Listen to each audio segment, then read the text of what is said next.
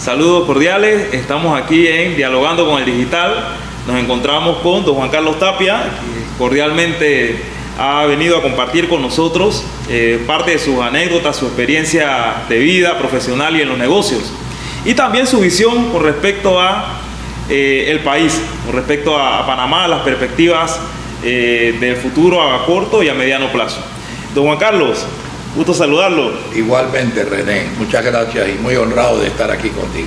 Así es. Bueno, nos gustaría conocer, por ejemplo, su visión con respecto al tema del momento, ¿verdad? La transición de hacia un nuevo gobierno. ¿Cómo usted, en su experiencia como empresario, comunicador, generador de opinión, considera que son las perspectivas económicas y en términos de negocios para el país, para el próximo gobierno, digamos en los primeros meses, ¿no?, del primer año? Bien, déjame explicarte, porque lo que voy a hablar, tú sabes que yo no tengo temor de hablar con la verdad, es probablemente la época peor económicamente que haya trascendido un gobierno a otro. Y normalmente esto se mide por la deuda pública. Y por ciertos acontecimientes acontecidos durante todo este periodo. El nuevo gobierno va a tomar un país en una situación económica muy difícil. Y hay varias razones. Primero, la pandemia del COVID. Todos los países del mundo no pudieron escaparse, ni de los más grandes. Y eso fue una merma económica porque paralizó los países, por lo menos por 6 meses económicamente, y su efecto se vio reflejado por lo menos 2 años después. O sea, continuó el efecto negativo por casi 2 años. Eso es uno de los factores que tenemos que tomar en consideración. 2, que se perdieron más de 30.000 puestos de trabajo con el cierre de la mina. Que yo hasta este momento me hago esta pregunta: ¿en base a qué la Corte Suprema de Justicia decide que Panamá es antimina? Porque si lo vamos a tomar en base a las 20.000 o 25.000 personas que llegaron, que salieron a la calle, yo te puedo decir, tomemos los 4 millones que no salieron, como que a ellos sí les interesa explotar un bien natural que nos da la naturaleza, protegido por supuesto en el aspecto forestal. Eso es otro golpe tremendo. Y el despilfarro que hemos tenido, que esto no es nada nuevo en la clase política, donde solo la Asamblea gastó probablemente, yo diría, 25 veces más de lo que gastó hace 20 años. Entonces todas esas cosas suman una serie de situaciones económicas muy negativas que ya el nuevo gobierno debe tener sospecha, porque ni siquiera todavía se ha dado cuenta, se va a dar cuenta cuando tome posesión, ni siquiera tiene sospecha de lo mal que económicamente está. Entonces, ¿qué se requiere? ¿Y por qué creo yo que ganó Mulino? Porque el pueblo necesita una mano dura, y pareciera, por lo menos por la oferta electoral que nos hicieron, que la mano dura venía de Mulino.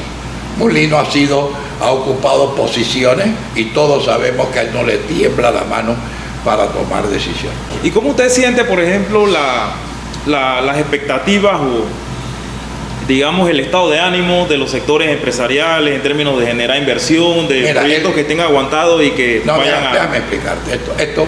Yo soy empresa, yo tengo 82 años de edad. Y como verás tú en mi libro, yo empecé a trabajar a los 14 años. O sea, acá este país es lo que es, no por los gobiernos que hemos tenido, sino por la empresa privada que hemos tenido. Acá los que resuelven los problemas es la empresa privada. Los que dan verdaderamente trabajo es la empresa privada. El gobierno tiene que ser un administrador y un controlador de evitar que políticos se hagan millonarios y que ninguno pise la cárcel. Eso es lo que tiene que hacer el gobierno, que se respeten las leyes, generar leyes seguras para que vengan de afuera a invertir. Te pongo un ejemplo, yo no sé si tú tienes la edad para acordarte, Pero cuando nosotros en el 89 surge la invasión, que desbaratan la avenida central, que parecía, yo tengo videos que parecía una vaina de la guerra mundial, o sea, todo saqueado. A los 6 meses tú pasabas por ahí y parecía que no hubiera pasado nada. La empresa privada dijo, vamos a comenzar de nuevo, y echaron para adelante todos los almacenes. Y tuvimos los grandes crecimientos que tuvo Panamá, especialmente empezando en el gobierno de Martín Torrijos, que por primera Panamá llega a 2 dígitos de crecimiento. Y llegamos un año en ser el país del mundo de mayor crecimiento. No de América Latina, del mundo. Entonces, la empresa privada, ¿qué es lo que quiere? Reglas limpias, claras, y que haya mano dura. Que se respete la justicia, se respete la circulación, se respete todo en este país. Que se cumpla la ley. Y si ve buen ánimo de parte de la... Siempre lo ha tenido, siempre lo ha tenido. Mira, nosotros somos la envidia de todo Centroamérica. Cuando vienen los centroamericanos y van bajando el puente de las Américas, que tú ves el área de Paitilla y tú ves estos edificios, dime qué ciudad de América Latina tiene más de 500 edificios sobre los 50 pisos. Eso lo tiene Panamá. Cuando mis amigos, inclusive gringos, acuérdate que yo he representado muchas empresas norteamericanas, han llegado a mi casa y me dicen que ustedes los panameños no tienen idea de lo que tienen. Panamá es un país rico, lo que pasa es que ha sido saqueado por la clase política. Esto es lo que sucede, vulgarmente saqueado por la clase política. Entonces en Panamá lo que tenemos que tener es reglas fijas y respetar las leyes. Me explico, no llegar y decir mañana o pasado, hay una manifestación, bueno, ya elimina esta empresa. No, señor. Mira, tú sabes las demandas que nos van a caer si Panamá inteligentemente no resuelve el problema minero. Estamos hablando de 100.000 millones de dólares en demanda. Para los que manejamos números económicos, estás hablando de más de 3 veces el presupuesto anual del país. Sí, tenemos nosotros 100.000 o 50.000 millones de dólares, no lo tenemos. Eso puede quebrar a un país. Entonces, hay mucha gente que dice, sí, tenemos que cuidar el ambiente, pero te dan un trabajo en esta empresa y se te olvidó el ambiente. ¿Me explico? Es un doble moral. Es doble moral. Mira, nosotros podemos explotar los recursos naturales que nos dio Dios con cuidado, contratar incluso una empresa extranjera que haga el trabajo profesionalmente bien y tener riquezas enormes. Si yo, por ejemplo, fuera presidente del país, yo la primera pregunta que me haría ¿es cierto que Panamá quiere ser un país antimina? ¿Qué me lo puede decir a mí? Un referéndum, ¿correcto? Hay un referéndum, por eso es que la ley actual es inconstitucional. Cualquier abogado va y dice, señores, muéstrenme el vehículo legal donde usted dijo que Panamá es antimina. ¿En base a qué? ¿Dónde está la consulta? No, es que salieron a la calle 30.000 personas. Pero hay 4.500.000 en la población de Panamá, el resto no salió. Entonces, haga un referéndum. Ahora, si el referéndum dice no, y ahí tú tienes un elemento legal y te puedes defender ante demandas internacionales y decir, es que esto no es una decisión del gobierno, esto es una decisión que está refrendada por la decisión del pueblo. Pero yo advertiría a las mineras, si la población dice sí, vayan bajándose del bus, vayan aportando, porque va a ser 50-50 los beneficios para el país. No 4% ni 6%, no, el cobre lo tenemos nosotros. Ustedes van a ser administradores. Como hicimos con la luz, como hicimos con la telefonía, que somos el dueño de la mitad de las empresas. El Intel antes, ¿qué pasaba con el Intel? Producía pérdida. El gobierno central tenía que darle. Ahora, las comunicaciones que producen millones de dólares al año, ¿quién lo administra? Una empresa privada. Sí, una empresa mixta. Bueno, entonces tú tienes que decirle a las mineras, vamos 50 y 50.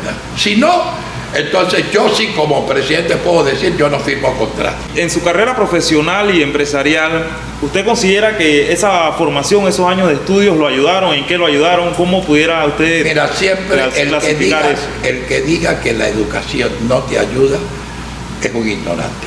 Toda educación te ayuda. Es más, tú todos los días tienes que aprender algo. Yo aprendo de mis nietos.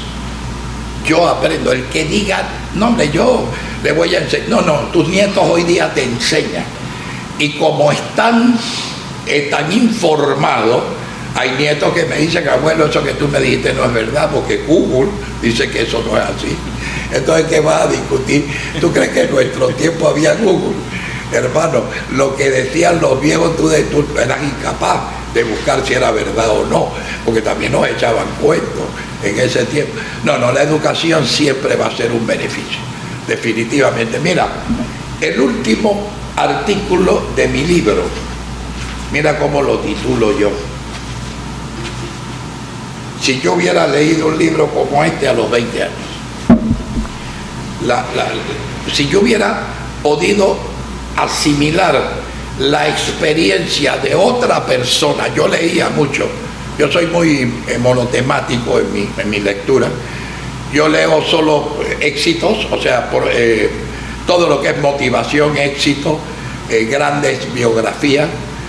Yo soy adicto a la música clásica especialmente, la ópera es mi pasión. Ahí hay un artículo que dice que mi pasión no es el boxeo, es la ópera. Mucha gente no lo sabe. Hay gente que dentro de su limitada mentalidad dicen como un hombre de boxeo le gusta la ópera. Es una estupidez. ¿Me explico? Yo tengo amigos que son músicos clásicos que les gusta el boxeo. Eso no tiene nada que ver una cosa con otra. Entonces, ya te digo, la educación es primordial. Todo lo que sea educación, pero asimila, saca lo bueno.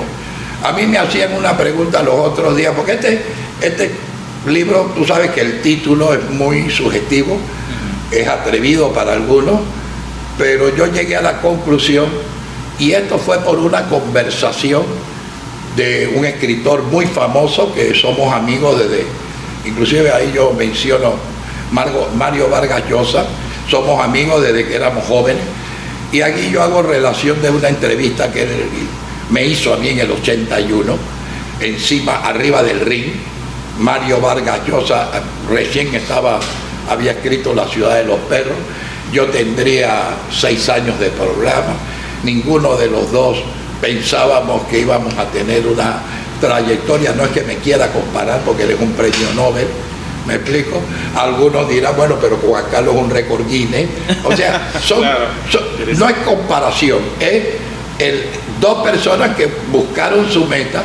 Y la ventaja de este libro, yo no sé si es única o es nueva, que yo en todos los pasajes que hablo, cuando yo recibí el récord Guinness, cuando fue la revista de boxeo nuestra designada como la mejor revista de boxeo del mundo, todo eso hay ceremonias filmadas. Entonces yo te mando a YouTube, busque cómo triunfar de huevo a huevo, hasta 4. Entonces tú quieres ver la entrevista de Mario Vargas Llosa en el 81, buscas en YouTube y la encuentras. Que cuando yo se la mando a Mario, hace un par de años, él me dice qué guapo éramos, Juan Carlos. Imagínate, yo tenía 39 años, él tenía 43 años, así es que... pero te digo que todo lo que es educación, yo leo mucho, por ejemplo, hay un libro que a mí me marcó en mi carrera de vendedor, de Elmer Wheeler, por si alguien quiere, porque lo consigues en YouTube. Se llama La venta empieza cuando el cliente dice no. Mira qué título más sugestivo. Y Mario me dijo a mí, Juan Carlos, ponte a ver los libros que tú has comprado. ¿Tú tienes idea del contenido del libro? No. ¿Por qué los compras? Por el título.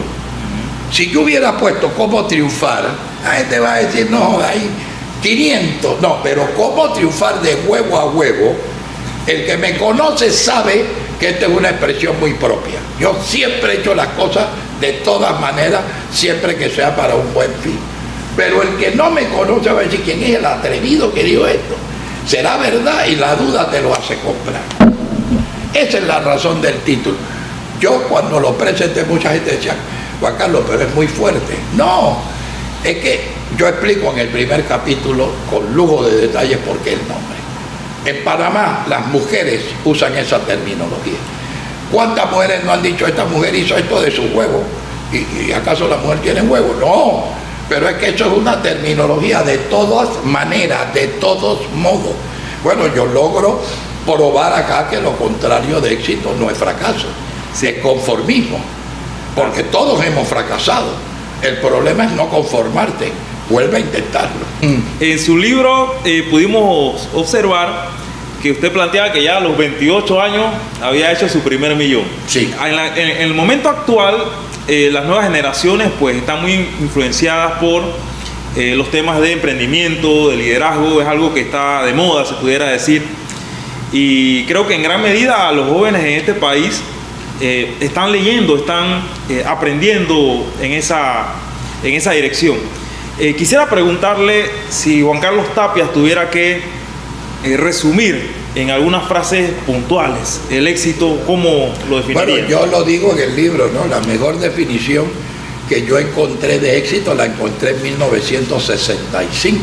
Yo tenía 23 años y recién era nombrado gerente de la Enciclopedia Británica. Y yo del año 65 a la fecha no he encontrado una mejor definición, que es la realización progresiva de un propósito digno. Y lo quiero explicar. Realización progresiva, porque el éxito es escalón por escalón. El éxito no es yo llegué a esta empresa y yo quiero en 2 años ser el presidente de esta empresa. Eso no es así, eso no funciona así. No, tú tienes que ir escalón por escalón. ¿De qué llegaste tú? Ah, de oficinista. Bueno, yo quiero ser por lo menos jefe de personal. Bueno, vete allá. Después, ¿qué quieres ser? Quiero ser gerente regional. Después, ¿qué quiero ser gerente general. Pero es que no es de que yo quiero. No, yo quiero, pero tienes que joderte y trabajar para lograr eso. ¿Y eso qué significa? El mejor seguro contra desempleo es hacer mejor tu trabajo que todos. Cuando los jefes vamos a reducir personal, ¿a quién crees tú que reducir? Eliminamos.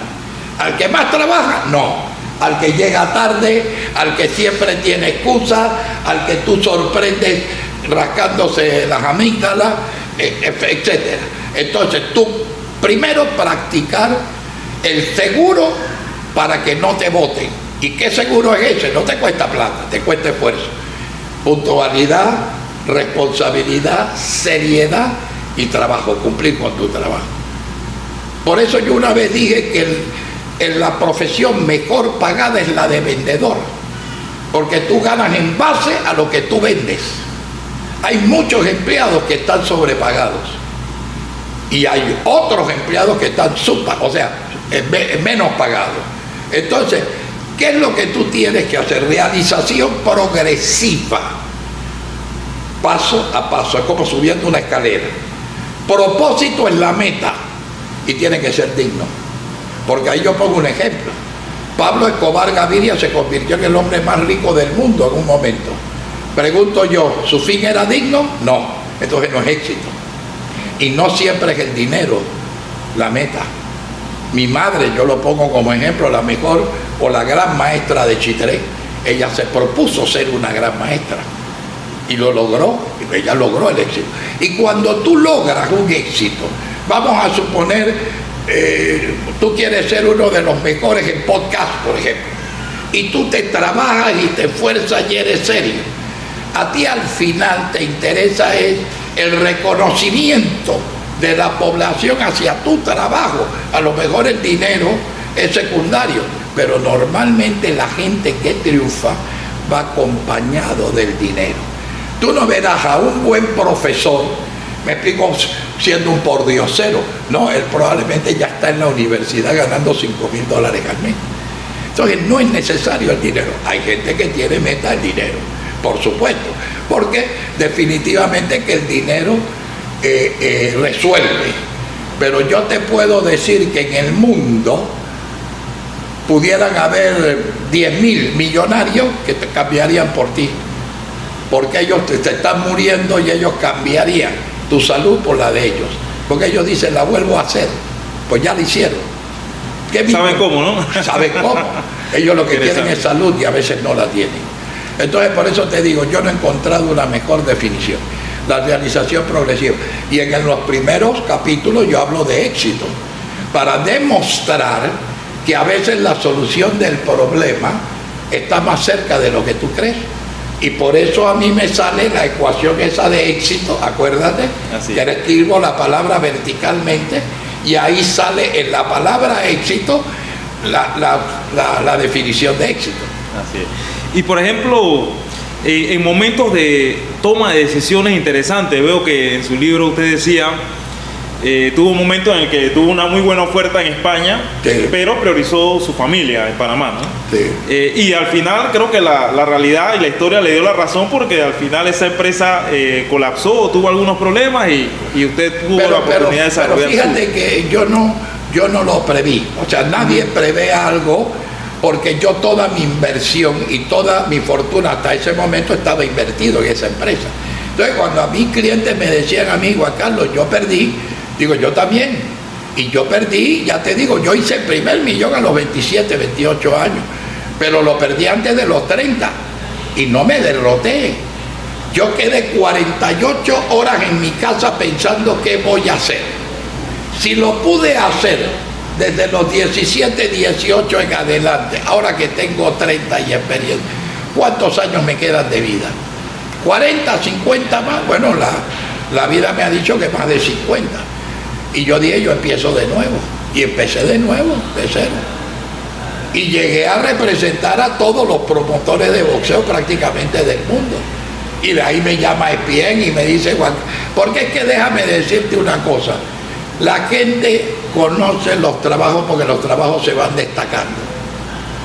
La gente sabe, ve acá, yo estoy en este negocio, ¿quién es el bravo de voto? Hay un panameñito ahí, rubio, que puta, que vamos a hablar con él.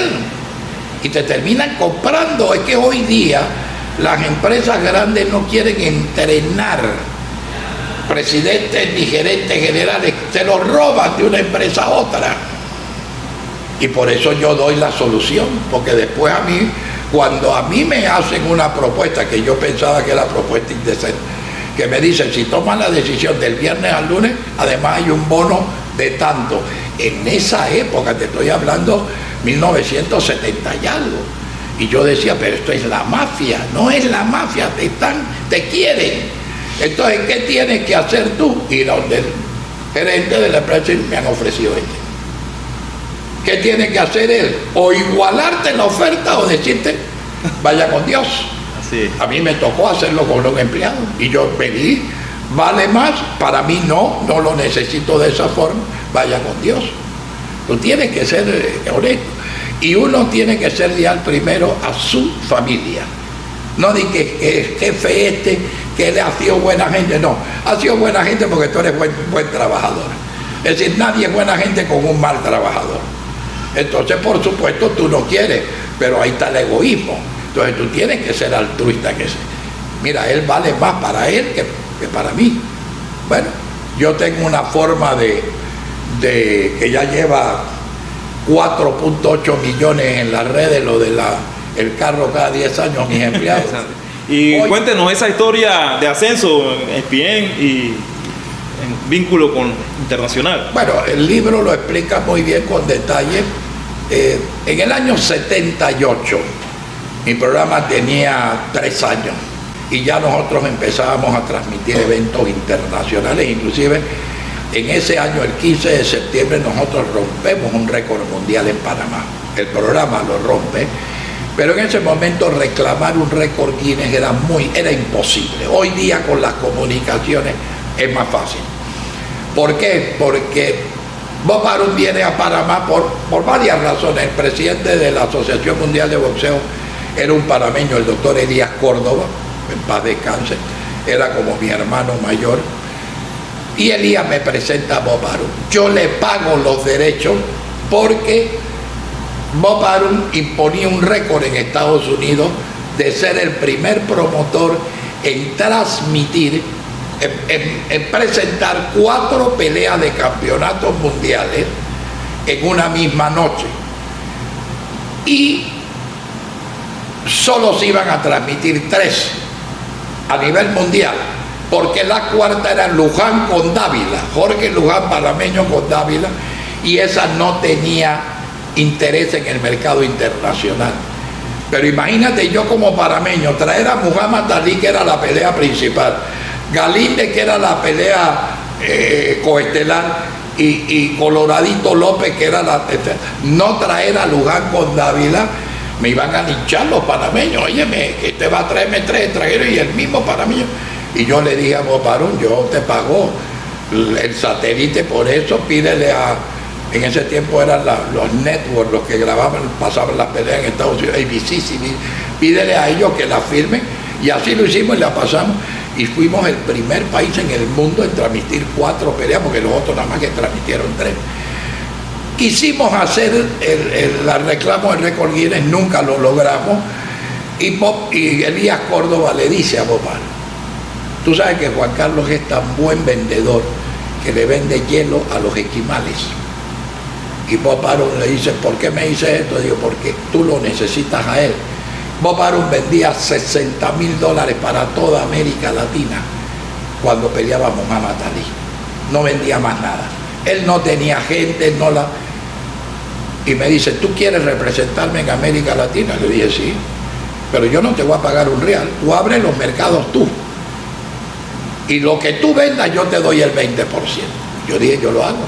Ya yo tenía mis programas como en 10 países de América Latina, ya me conocían, ya yo tenía una imagen en Chile. Yo empecé en Chile primero, después pasé con un knockout que se pasaba diario en Argentina, que eran 2 minutos, se llama el knockout diario, el knockout de hoy, que eran peleas del pasado. Ya estaba en Perú, estaba en varios países. Y yo comienzo a hablar a interesarlos en que traigan estas transmisiones vía satélite. Y a los 5 o 6 meses le digo a vos, estoy listo. Yo empezaría como principio del 79. Y en el 80, con la pelea de Durán Lennart, yo vendo más de $1 millón. Y lo repito después en la pelea de Lennart con Tommy Hearns para América Latina, mucho más de $1 millón. Es más, le voy a dar un dato para tus televidentes, o no sé cómo le llaman ustedes ahora. Sí, los seguidores que ven. Los seguidores que el Instagram. Okay. El Digital Panamá. Váyanse a YouTube y busquen la pelea de Durán Lennart. Y este es un detalle que yo se lo puedo decir con toda autoridad porque yo lo causé. A mí me preguntó el productor de la película Mano de Piedra, el venezolano, que por cierto el actor Ramírez iba a mi estudio a ver cómo peleaba Durán. De Niro fue a mi casa a ver cómo caminaba y hablaba Rey Arcel, porque yo era uno de los pocos que tenía videos de toda esta gente. Yo viajaba con el Cholo cada vez que tenía entrenamiento. Y tú vas a ver en el ring que dice invierta en Venezuela. Vas a ver en las esquinas Venezuela. Y tú te preguntas, ¿qué hace en Canadá Venezuela en una pelea de un panameño con un gringo? Pregúntale a un panameñito que se llama Juan Carlos Tapia, ese fue el causante. Y te voy a explicar cómo se dio. Venezuela en ese momento pagaba los derechos más altos de toda América Latina. Era el país que más pagaba. Pagaba sumas de 400, 500 mil dólares de derechos. Y un día me dice el gerente del canal que me compró, Juan Carlos, el presidente de Banco de los Trabajadores de Venezuela quiere una cita contigo. Yo estaba en Caracas. Digo, como no, con mucho gusto. Y me dice el gerente, ¿qué me cuesta a mí sacar a Cerveza Miller de la lona? Yo quiero poner invierta en Venezuela y quiero poner en la esquina Venezuela. No lo sé, déjame llamar a Bob. Y llamo a Bob Arum y le pregunto, Bob, ¿cuánto paga Miller? En ese momento Miller pagaba entre 80 y 100 mil dólares por esa pelea. Que, acuérdate, estás hablando de 1980. Ya estás hablando hace 44 años. Era mucho dinero, probablemente lo que hoy sería $1 millón. Y le digo, Bob, ¿qué necesito hacer para que quitemos a Miller? Dice, yo no tengo contrato de obligatoriedad, él está ahí mientras yo consiga uno más grande. ¿Cuánto quiere? Dice, por lo menos el doble. Yo vendí en $500,000 la lona y por eso sale Venezuela en las esquinas y por eso sale Invierta en Panamá. Eso probablemente en el capítulo de Venezuela lo relato. No estoy seguro porque a veces cuento cosas que no sé si las incluí en el libro o no, pero eso es una historia. Tú verás que cada país tiene un capítulo.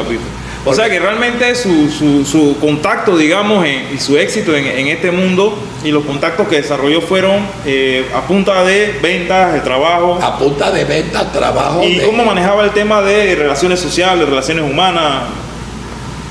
Mira, yo soy un experto en eso. Yo lo digo ahí.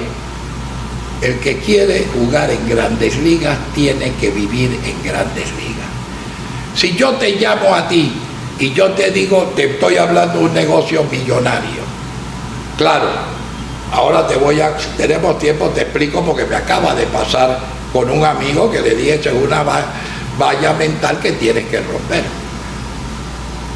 Tienes que vivir en grandes ligas. Si yo te llamo y te digo, yo quiero reunirme con usted, y de repente tú me dices, ah, sí, muy bien, perfecto, yo soy un empresario, muy bien. ¿En qué hotel estás tú? Y yo te digo, en el Ideal. ¿Tú me das una cita? En el Hotel Ideal que está enfrente del Seguro Social allá de calle 10, no me das una cita.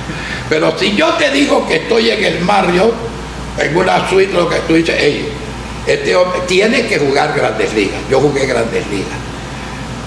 ¿Eso qué significa? Que ya yo había hecho el trabajo suficiente para poder invertir en lo que yo quería lograr. Luego otro día me hice un vendedor, me reservo el nombre, un vendedor de bienes raíces. Don Juan Carlos, el problema es que me falta capital. Hazlo, carajo, hazlo, porque la palabra clave en mi libro se llama hazlo. Hay un capítulo que dice, si a mí me obligaran a definir el éxito en una sola palabra es hazlo. Lo que pasa es que la gente lo quiere sin hacerlo. Haz dinero, carajo, que te cueste 10 años hacerlo, pero hazlo. ¿Y cómo lo puedes hacer? Vendiendo más, sacrificándote más, haciendo más presentaciones. Hazlo. Entonces hay gente que es que yo no puedo hacerlo porque no tengo dinero. O la clásica amistad de dos amigos, que uno pesaba 100 libras y el otro pesaba 200, y el de 100 libras le dice al de 200, yo con tu tamaño y tu peso, yo sería campeón mundial de peso pesado. Y le dice el grande, ¿y qué te impide ser campeón mundial mínimo? ¿Qué pelota? No, cada uno tiene que explotar sus cualidades. Pero es que hay gente que dice, es que a usted le cayó del cielo, como conté yo, el tipo que me dice a mí, lo que pasa, Juan Carlos, que tú has tenido mucha suerte. Digo, coño, suerte en 50 años, manda pelota. Pero bueno. Así es. Queremos aquí en este episodio de Conversando con el Digital, invitar a nuestros seguidores al Hotel Best Western Plus Panamá, ubicado en las proximidades de Vía Argentina, un hotel con unas instalaciones de alta calidad y muy acogedor para distintos públicos, las familias, las parejas. Definitivamente Best Western Plus Panamá. Don Juan Carlos, toda una vida, ¿verdad?, de experiencia laboral, toda una vida laboral, profesional, éxito empresarial. Es historia laboral lo que toco cositas sentimentales muy pocas, muy cortas, porque toco el día que conocí a mi esposa, que vamos a cumplir ya 49 años de casado. Mi esposa yo la conocí un año antes de empezar el programa y me casé un año después. Así es que para mí es muy importante, mira, y esto es una recomendación que hago para los dos sexos. Un compañero tóxico puede ser la causal de tu fracaso permanente. Tu compañero o compañera debe acompañarte en ese camino del éxito.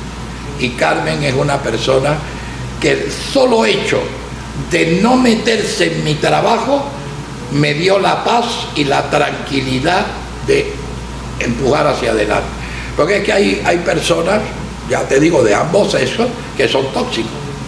Y entonces lo que hacen es, eso sí es una valla difícil y tienes que cortarla de raíz.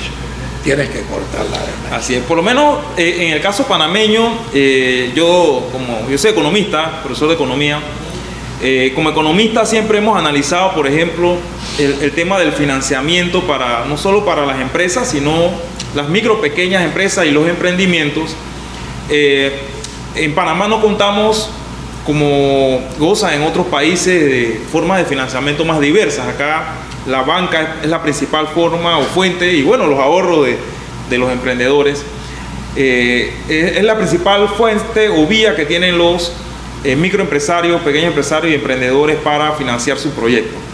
En su experiencia empresarial, este proceso de vínculo con la banca, ¿cómo le ha parecido? Y si tuviera que dar algún consejo. Ok, yo te voy a dar mi experiencia. Cuando tú pienses en Panamá y que en otros países se dan, inviértelo. En Panamá se dan cosas que en otros países no se dan. Tú sabes que vivir en Panamá es probablemente vivir en el mejor país de América Latina. Te lo dice un hombre que recorrió toda América Latina.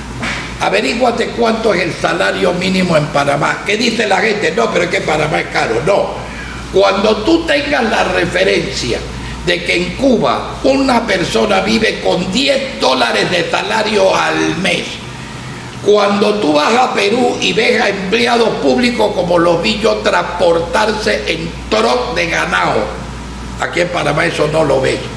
Panamá es un lugar que te voy a decir que el que no trabaja es porque no quiere.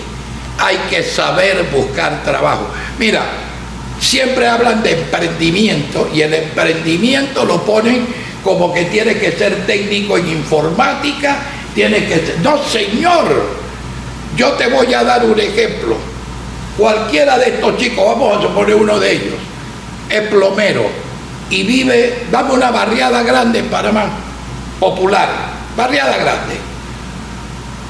Los Andes. Los Andes, ok, muy bien. Yo una vez le dije, usted es plomero, usted se está comiendo un cable porque usted quiere. Agarre una cartulina. ¿Qué te puede costar hoy día una cartulina? Yo no tengo idea, pero yo la compraba cuando yo era estudiante. Pero vamos a suponer que te cuesta $1, $1.50 una cartulina. Córtala como si fueran tarjetas de visita. Y pone, soy plomero, vivo en su propio barrio, casa tal, teléfono tal. Cualquier problema de plomería, llámeme. Y lo reparte a todos. ¿Tú sabes cuánta gente te va a llamar? Primero van a decir, vive aquí mismo.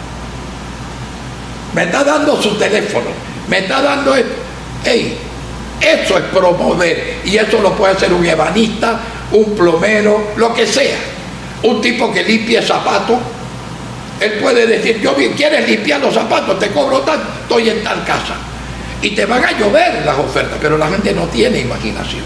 Entonces que la gente dice, emprender, está en Bermuda, sin camisa en la casa, esperando a que le toquen la puerta. Tú te llamas Juan Pérez.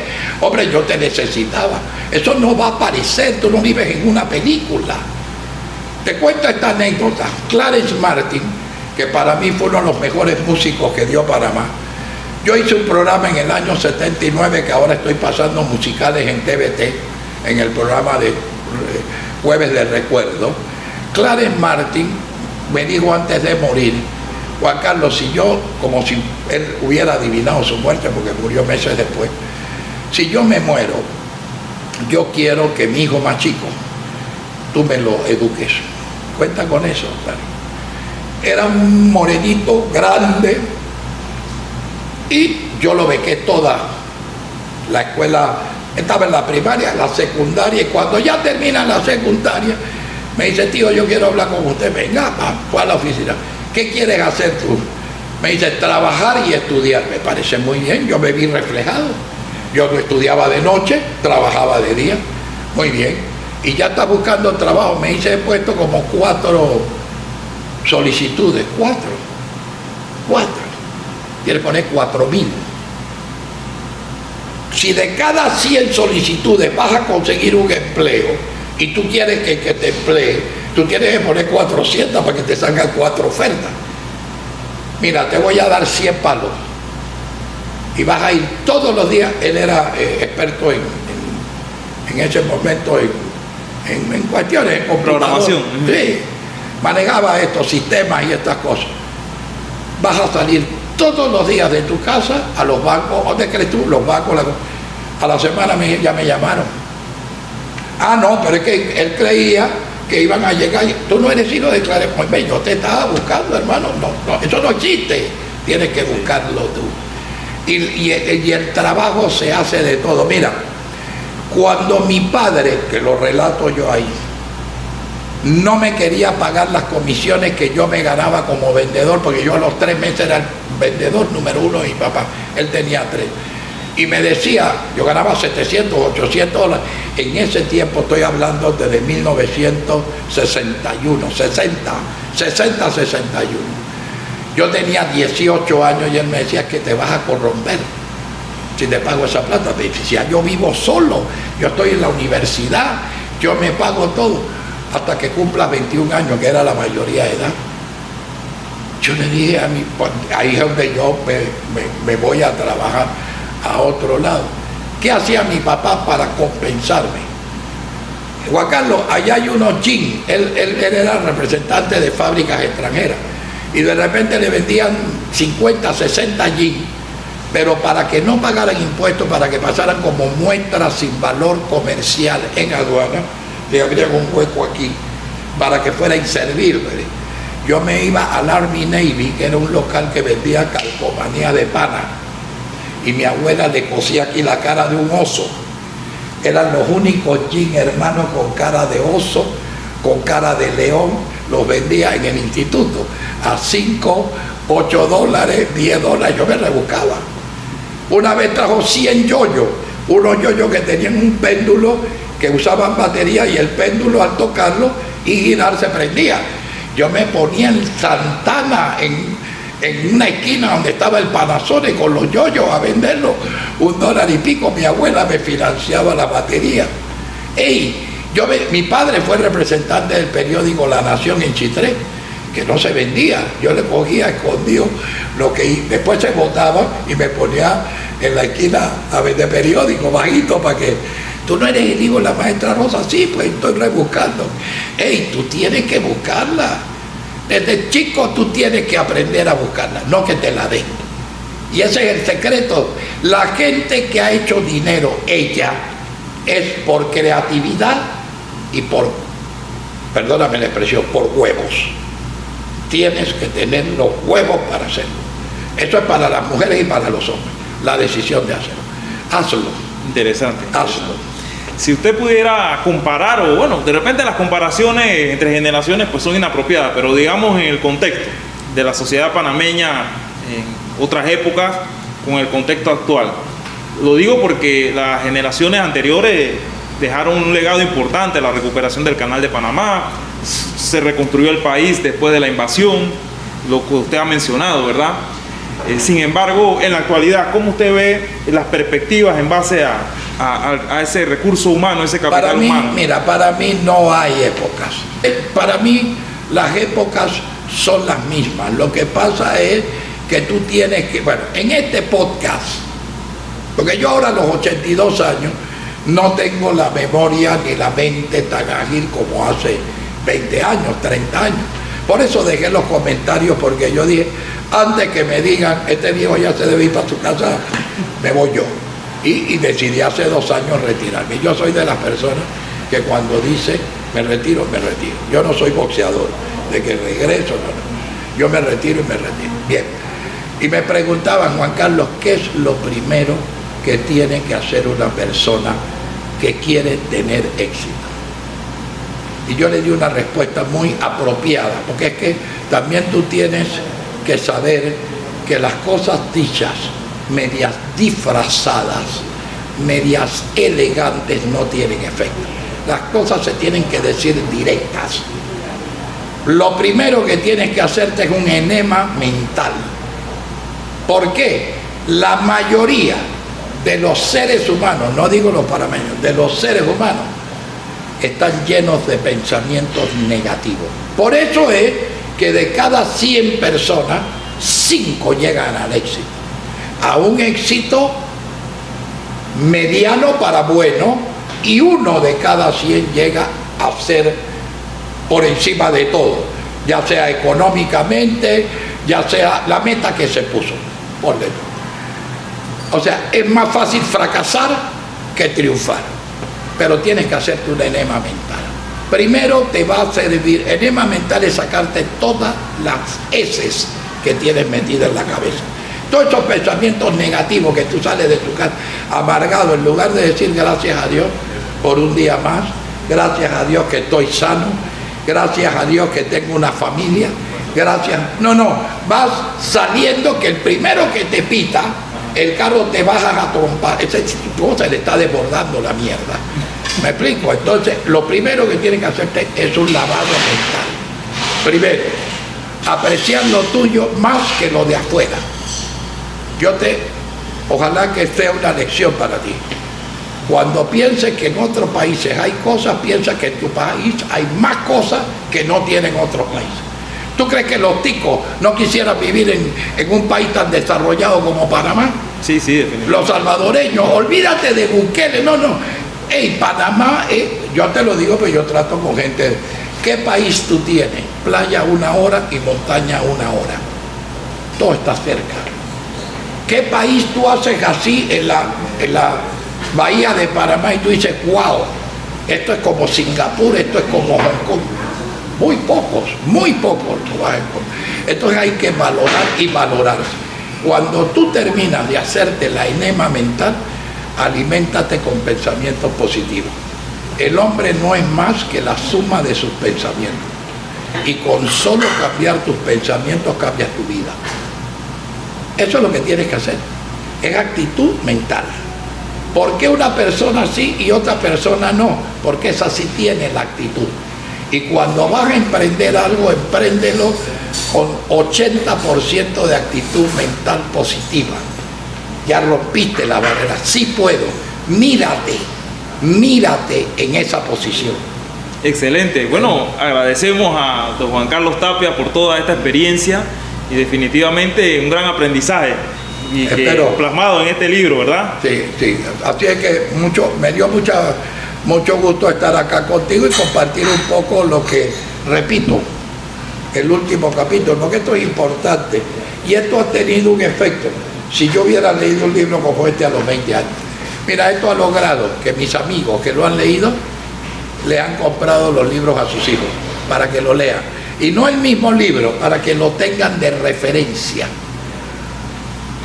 Y otra cosa que te voy a dar un consejo, tú eres un muchacho que puedes triunfar. Las mejores ideas surgen a veces en la madrugada. Tengo una libretita y un lápiz en tu mesita de noche y anótala, pues cuando te despiertas se te olvidó, y desarrollala. A las 2 de la mañana te puedes decir, ven acá, yo puedo hacer esto, yo quiero vender mi podcast, se me ocurrió anótala, porque cuando despiertas no sabes si fue un sueño, anótala y después la desarrolla. Hay muchos trucos para lograr el éxito.